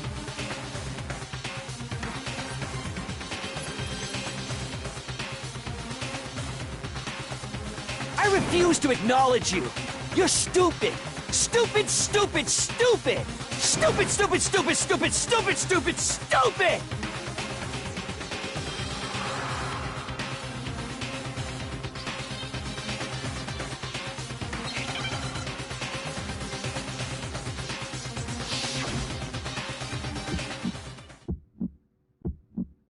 Where's your proof?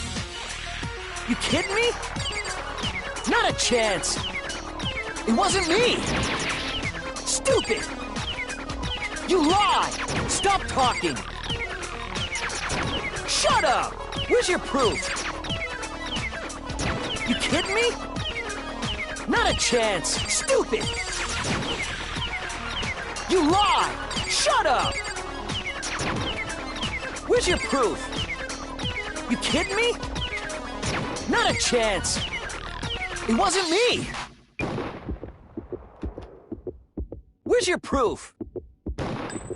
This should prove it.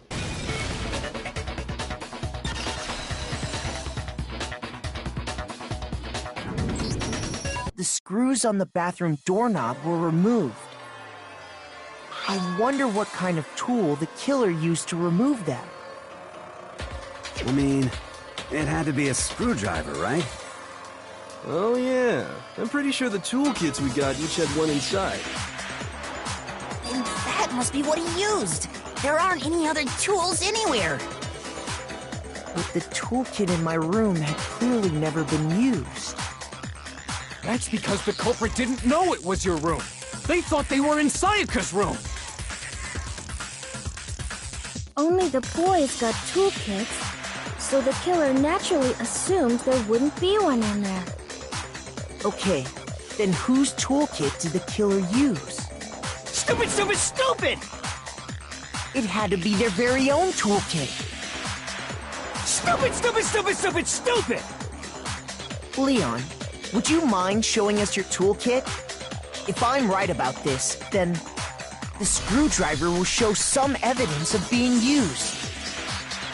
Stupid, stupid, stupid! Huh? And if you say you used it for something else, you'll have to explain exactly when, where, and why. And let me say this right now. I lost it isn't an excuse at this point. Stupid. Stupid.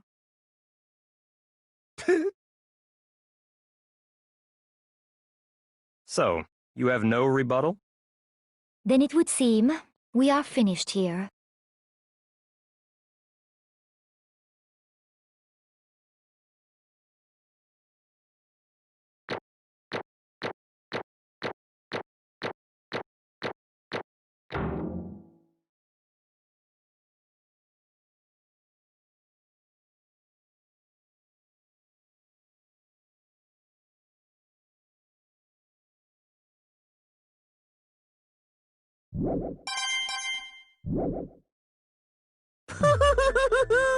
Looks like you've reached your verdict.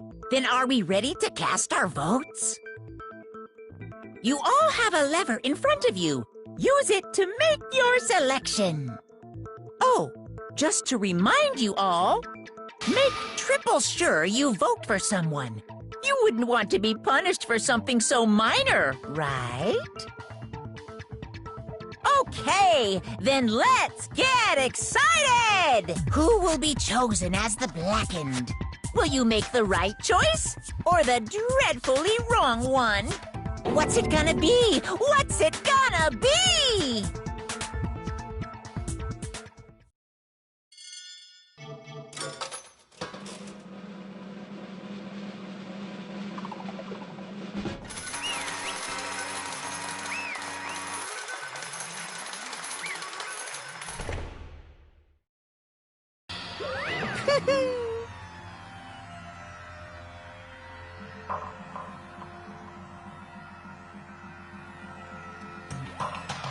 Yahoo!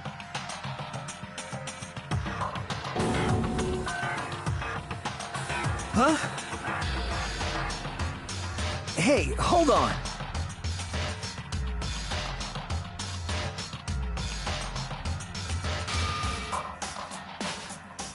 But... You son of a bitch! I didn't have a choice. So, that's why... None of you are any different!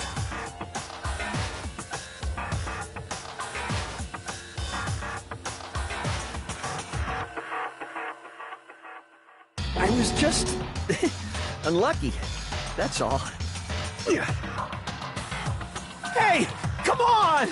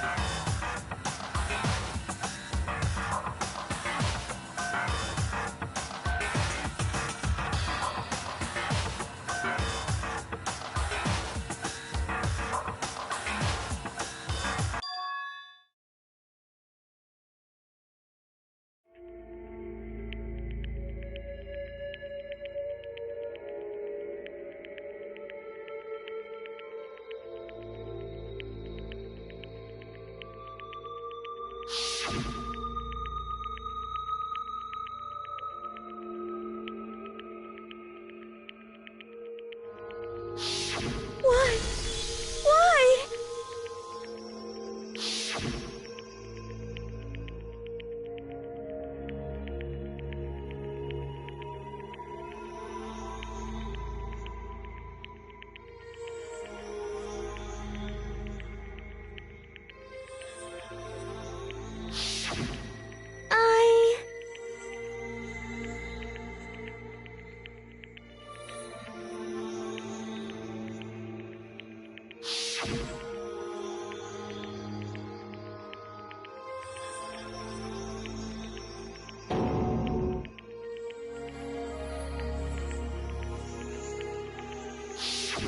No matter what happens, please always be there for me. I need you on my side.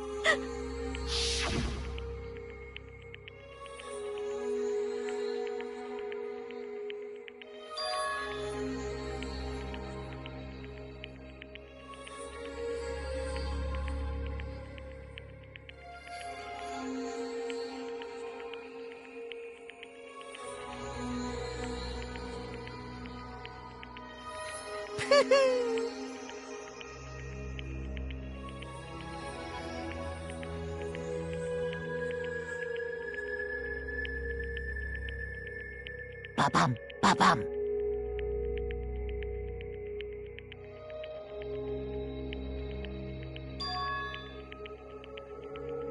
Phew!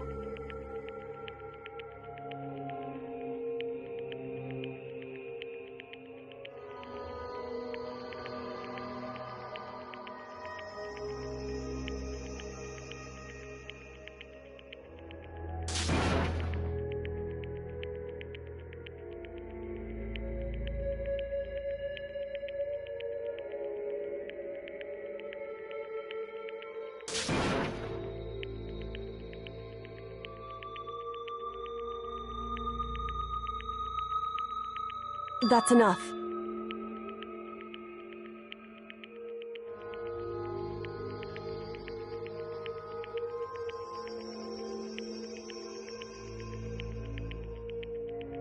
Calm down.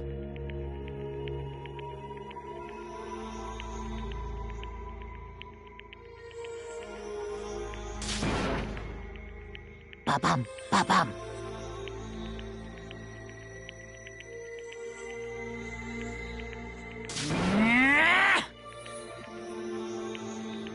Yes, indeed.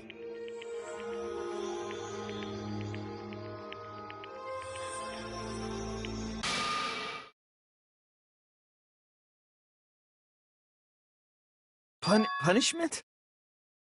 You mean execution? Wait a second!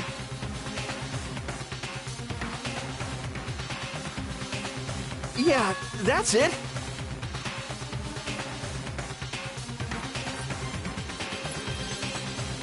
Is that okay?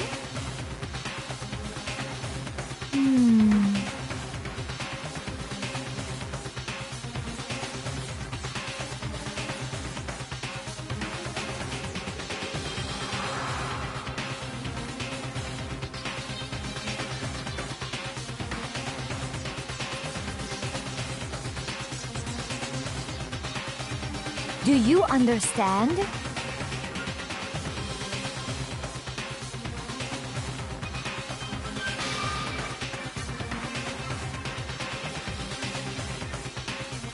So, that's why...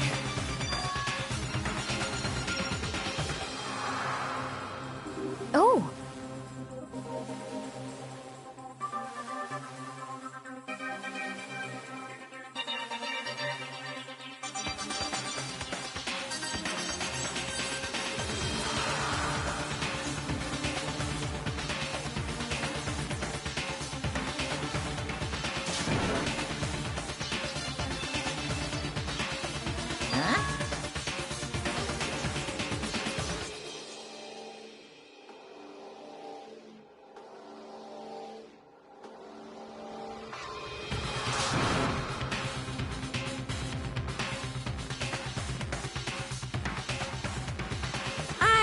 Unbelievable. Hey,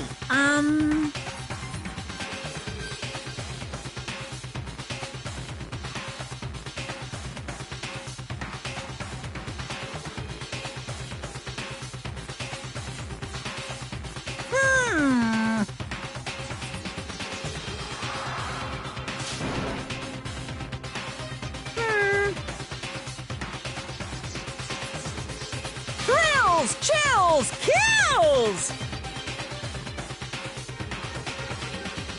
I'm begging you! Please, don't do this! Hey, come on now.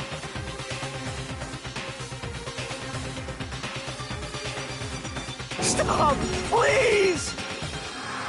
Now then, I've prepared a very special punishment. No, no, no, no, no, no! Let's give it everything we've got. It's punishment time! No!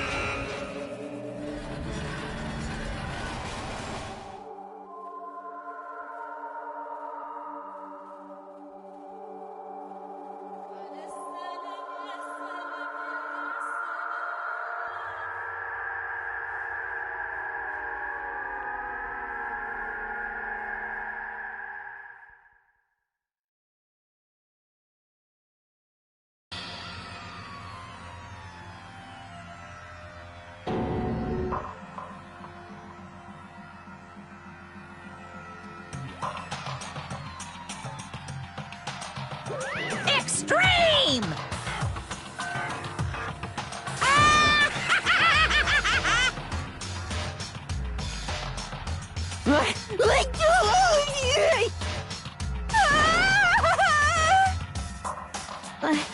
I can't take it.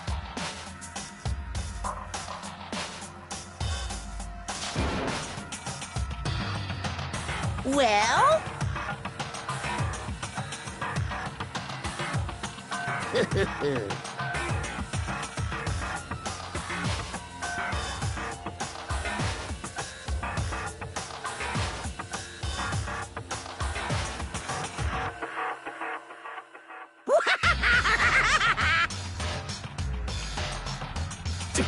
Damn you!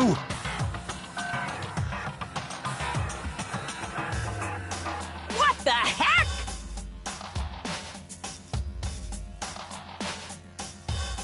Say what? Well...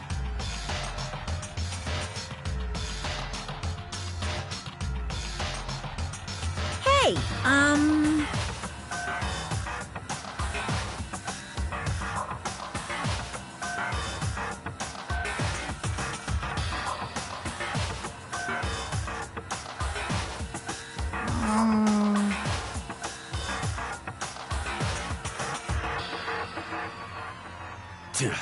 Shit.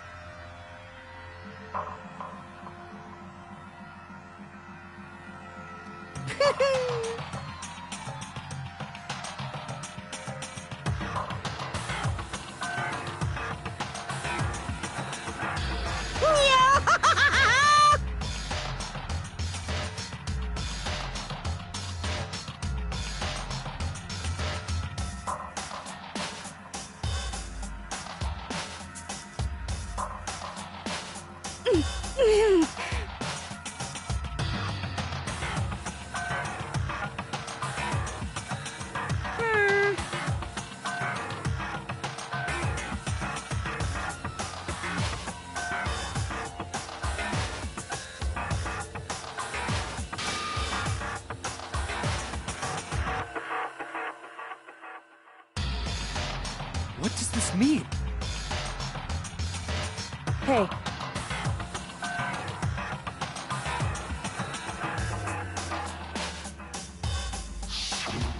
thrills, chills, kills!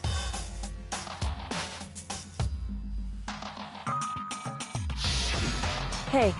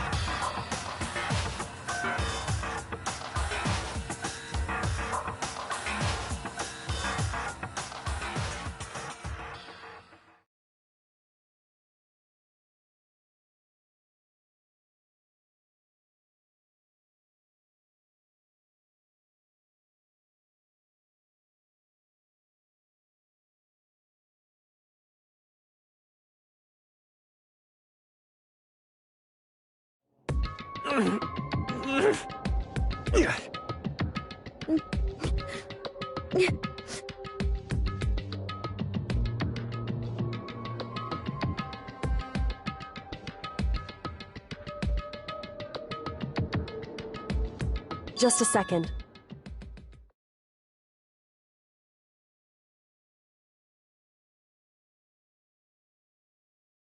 Makoto.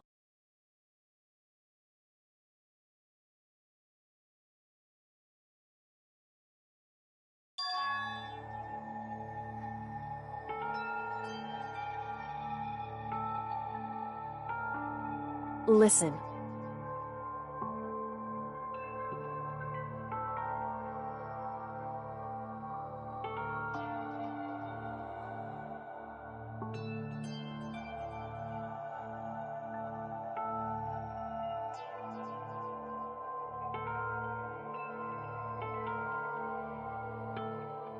It's true.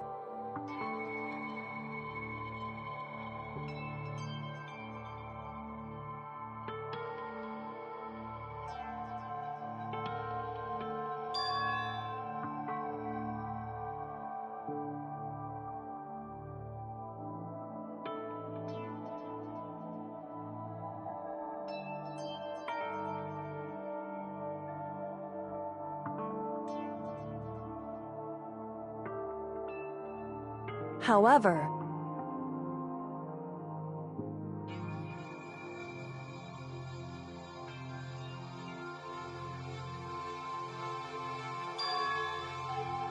so...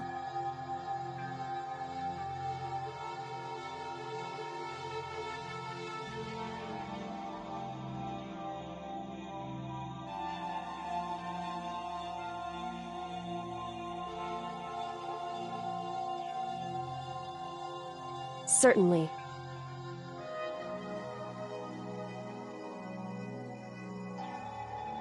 Anyway...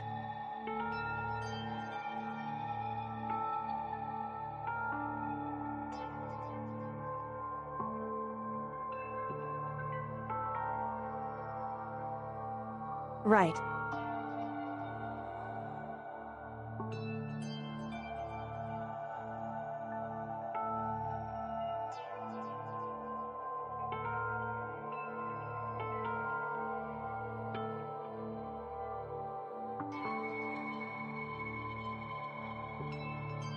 Correct.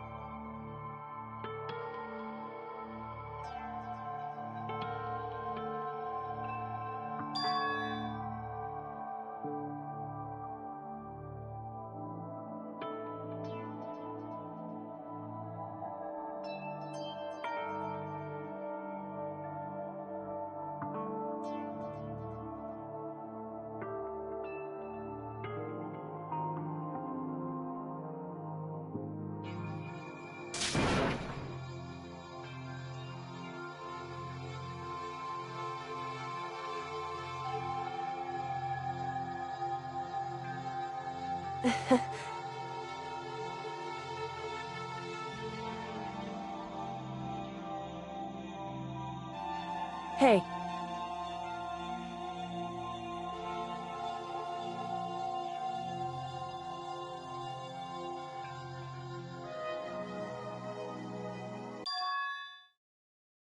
What?